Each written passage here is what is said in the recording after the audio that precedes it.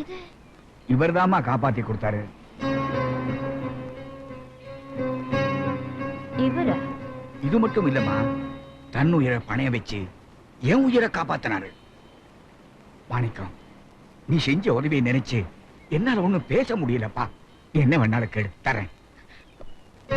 என்ன தாத்தா, எதை வேணும்னாலும் கேளுங்கிறீங்க. என்னைய கேட்டானா? உன்னை கேட்கிற அளவுக்கு அவன் துரதிருஷ்டசாலியும் இல்ல, அவன் உன்னை விரும்புற அளவுக்கு நீ அதிருஷ்டசாலியும் இல்ல. மாணிக்கம், மெட்ராஸ் போற வரைக்கும் டைம் இருக்கு. நல்லா யோஜனை பண்ணி எதை வேணாலும் கேளு.